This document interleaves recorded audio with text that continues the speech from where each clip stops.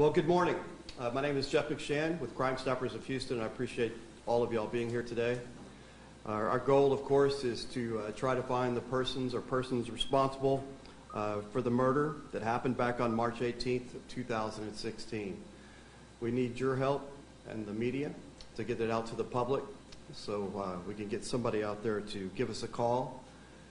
In exchange, we have a $15,000 reward this time on this particular murder, thanks to the company, Loomis and Crime Stoppers of Houston.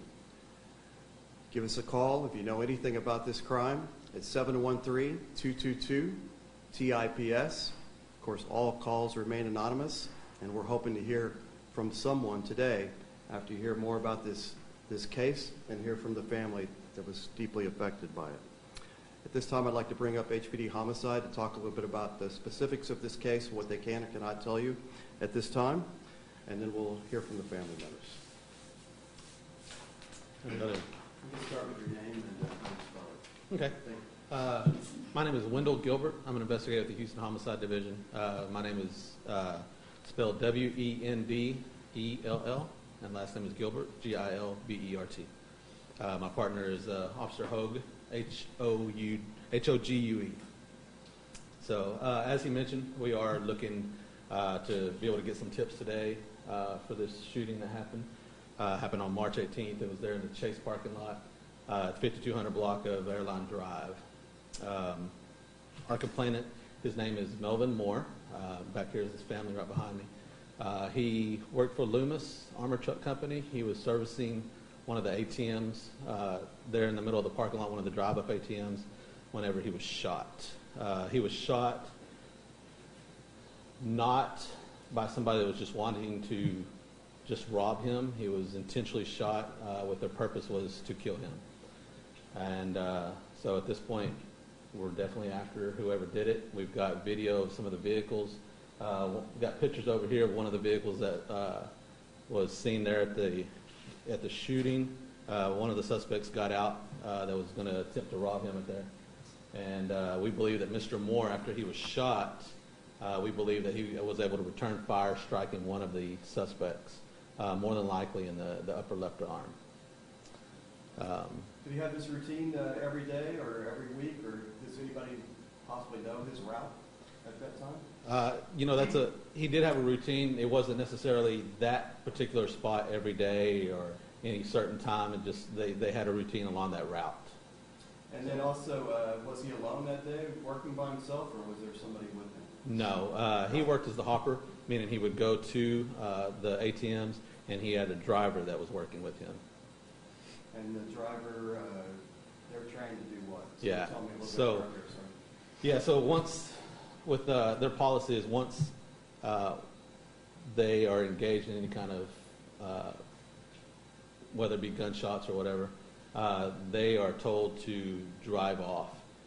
So after the shooting started, the driver of that truck, he did drive from that location to a safe spot. And the video that where was this video taken, and was the car leaving at that time, or why is this car suspicious for you? So in the video, the top picture on it shows a vehicle that had backed into the parking spot. They were watching. You could definitely tell that they were waiting for the right time. The second picture down below it is actually from another camera there at the location who captured the suspect getting out and who was going to try to get the money there.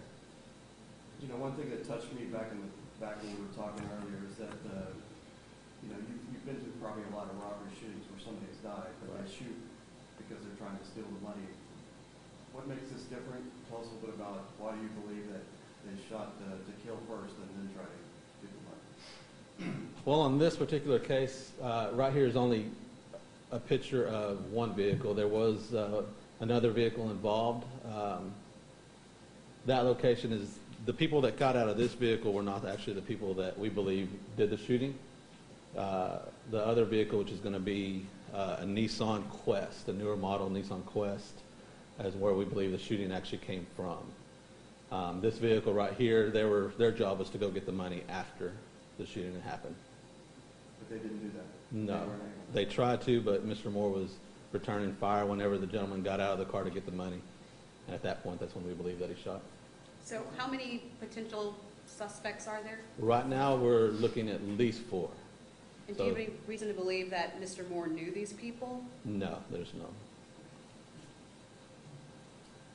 It's kind of, you think they've done this thing before, or that they had some experience of perhaps going after people like this? It definitely looked planned out, just for the ways that they did it.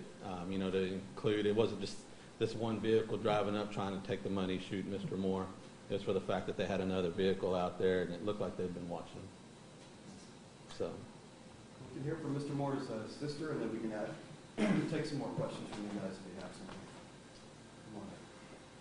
You can tell them your name and Good morning. your relationship. My name is Regina Poulard. I'm Melvin's oldest sister. Can you spell your last name? Poulard. I can't even begin to tell you what this has done to my family. No detail is too small. If you saw anything, please call Crime Stoppers. I believe the number is 713-222-TIPS. We were a family of 5. My mom had 3 boys and 2 girls. Melvin left behind 4 young kids along with a wife. We are a close-knit family, so I don't know, anybody out there watching who knows what a close-knit family is. Now that Melvin's not here, it's like we're missing a part of ourselves. My mother, she's a strong woman. She raised us as a single parent. Melvin's mother, his father has preceded him in death. And I just want anybody out there that maybe saw anything to call in and just, we want some closure to this. It seems like every time we get closure, something new comes up.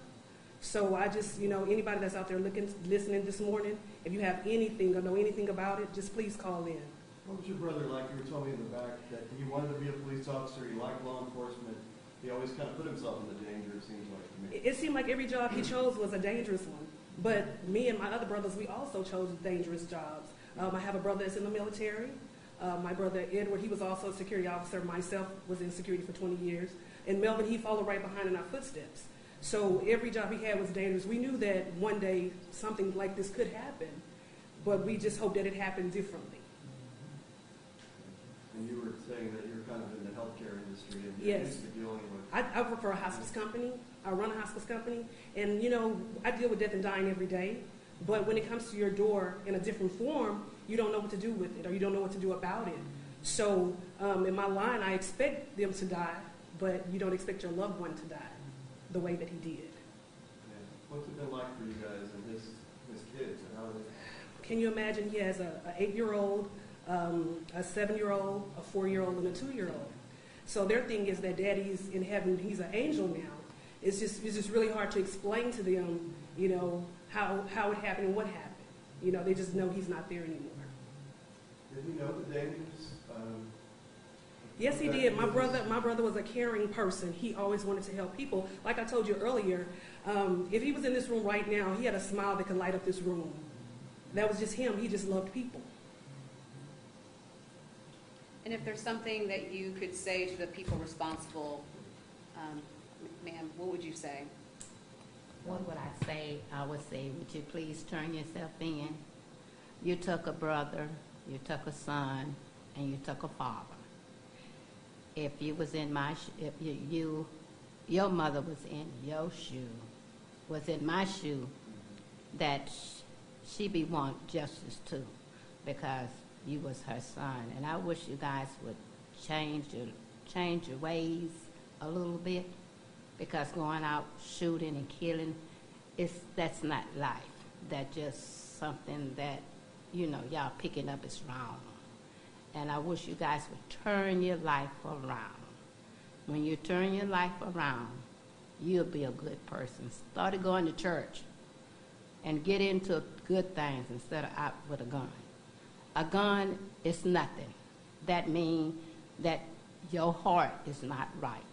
And you need to throw that gun away and come out and show yourself.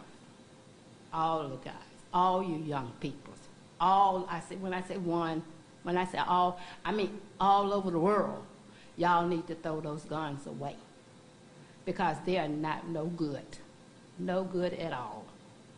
And when they made the law saying that everybody got to have a gun, you ain't got to have a gun. Where I come from, we fought it. We fist fight. We didn't let no guns. Our parents didn't let no gun in our hands.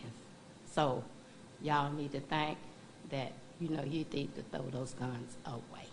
And that's what I have to say to you. Did you worry about him in that job? You see so many armored car robberies. Did you just address Yes, that a little bit? yes, I did. But I always say, God, keep him covered in your blood. Because I know one day I would have to face this. And this is how the way it's going now. I'm facing it. And he was a good kid. And this is something that he wanted to do. And that's what he chose to do. So this is what we have to accept. And we'll never forget him. We'll never forget him. Because he always in our heart and our spirit. And this is what I have to say. Give the guns up, y'all. Please. Give the guns up. Jeff, any other questions? You mentioned that you have 4 children and your Yes, grandchildren. my grandchildren. And Difficult is to tell them, talk to them about this.